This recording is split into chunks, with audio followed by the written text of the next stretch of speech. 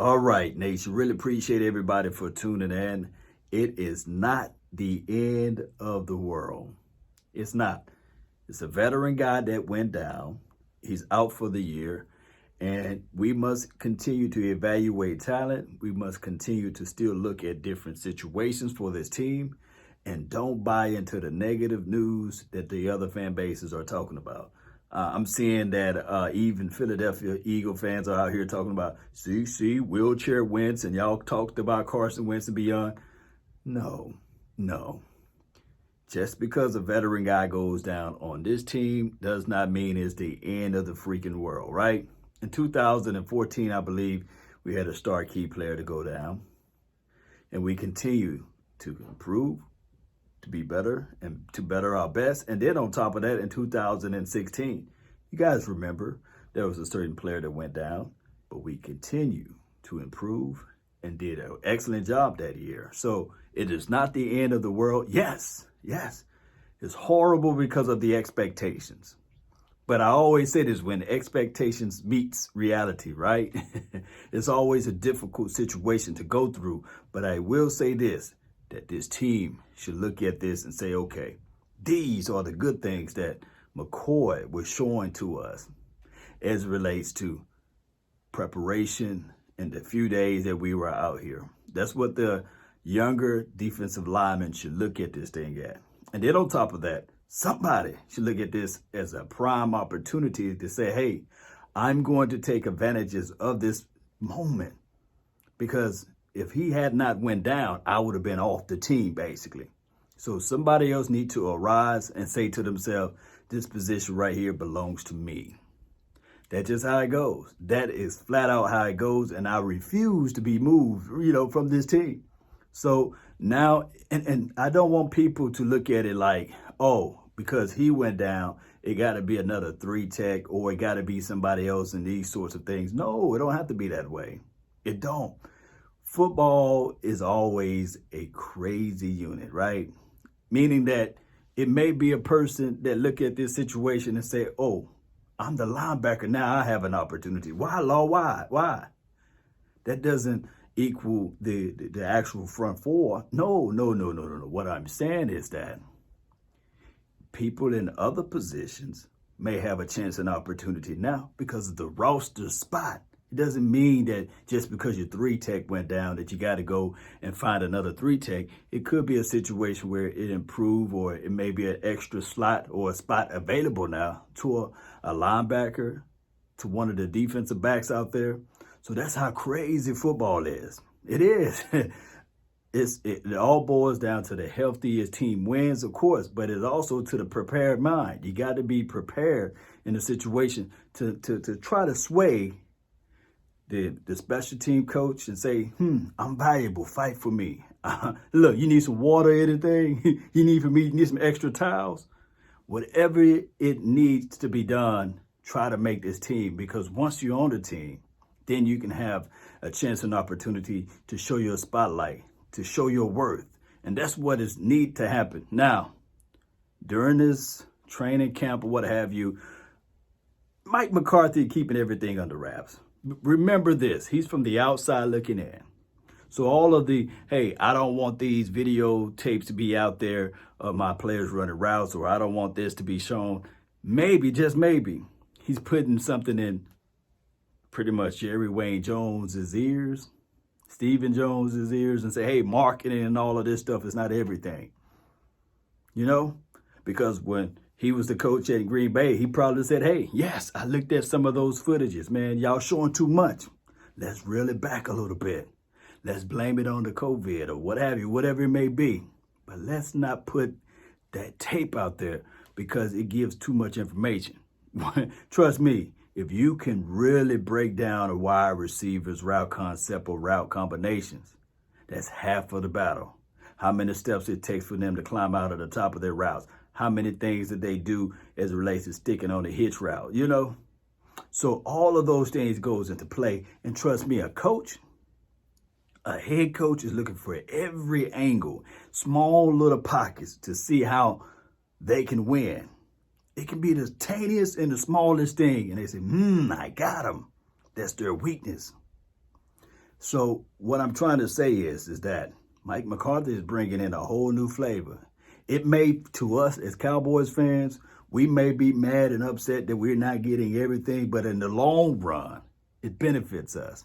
In the long run, it helps us without having all of this information. Now, I do agree with some of the insiders as it relates to news reporting. They can't report on certain things, but the outside news can. Like the NFL Network or Fox News or ESPN, they can actually say, well, CeeDee Lamb, he caught a 58-yard bomb by Dak Prescott, and they can tweet it out live. Whereas the insiders have to wait till practice is over with to tweet that out or give out that information, or really pay somebody else to say it. Everybody know how that goes, right? But the reality of it is, man, from the little snippets and the little pictures that we are seeing, boy, I saw a picture earlier today that Tony Pollard caught a ball deep down the field. It could have been off of a real wheel route or whatever, Those are things that we love. Although we don't have full access to everything, it's just a different year. It's still different. Don't get it twisted. Don't think that, hey, just because McCoy went down, that it's all over with. Let's put everything in a bag and just say, okay, let's go home. we just going to cancel the season. No. This too could be, that's the operative word, a blessing in disguise. And I do know the pessimistic people are going to be like, that's the Cowboys. And good old Steve and A. Smith may be saying to himself, they are an accident waiting to happen. But we can say that about all of the 31 other teams, right? Everybody's going to have some type of significant injury. It may be some that's going to have, a harsher injury than the others. But it's all about how you, as the coach, can elevate, improve, have the depth charts ready, and everybody beating to the same drum. That's what life is about. Remember, I was telling people this all the time, all this off season. This world don't care about you. It would chew you up and spit you out. You think that just because you got a job interview that you've been waiting for that's going to pay you $90,000 to $100,000 a year, and you thinking that everything should be sunshines and rainbow, it may be the day you get the flat. It might be the day it rains, It may be the day that you leave your wallet or lose your wallet somewhere. All of those things, but it's up to the person that knows how to navigate through those struggles and figure out a way to come out on top, victorious, right? That's what life is all about, figuring it out. Don't look for everything to be like, okay, I'm going to walk right on in here and this is going to be handed to me. This is going to be given to me. No, it's not going to happen that way. That's the reality of it. Injuries occur. Rain happen, right? Faults happen. And I know somebody going to say, well, faults been happening here for 25 years, Law, and we tired of it. Well, guess what? Newsflash, the Cowboys changed. They did make some changes, right? Whole new coaching staff, whole new situation. So let this thing play out and let's see how Mike McCarthy played with the cards that have been dealt with him. We know how the previous coach in the previous administration did it when the cards were dealt bad with them. So let's see. Measure a man by his action, not his words, right? So we can go here all day and say we're going to be this and we're going to be that. But now the fire is on. How you going to elevate? How you going to coach? Are you going to look for excuses and say to yourself, oh, the reason why we lost this game because of number 93 is not out there and we couldn't figure out a way to formulate, to calculate, to put the best person in position? No. You evaluate this way.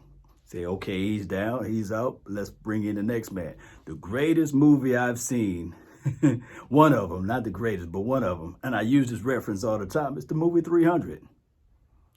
All of them had their shields in a certain way. And there was this one guy that wanted to be a Spartan warrior, but he couldn't lift his shield. And they said, you know what? Man, unfortunately, we may just be a smaller group, but we are in unison with each other.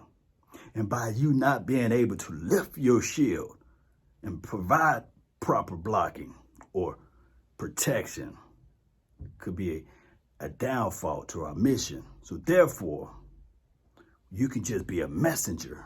You can't be a Spartan warrior because you can't hold the shield. And that is how this team is. Everybody got to be on the same accord, the same page, and hold that shield. Really appreciate everybody for watching this video. Don't forget to hit that like button, share this content, let a friend, neighbor, foe know where to go when they want to tune in to Cowboy Sports Talk and Beyond. That's been my time. I really thank you all for yours. And remember, you're listening to nothing but the best. Let's go, Cowboy Nation. Let's go. Hold that shield up. We battle tested, baby. We strong. We ain't gonna die. We multiply, right? We holding this thing down like 4,000 pounds, baby. Let's go. Let's get this ring. Let's get it.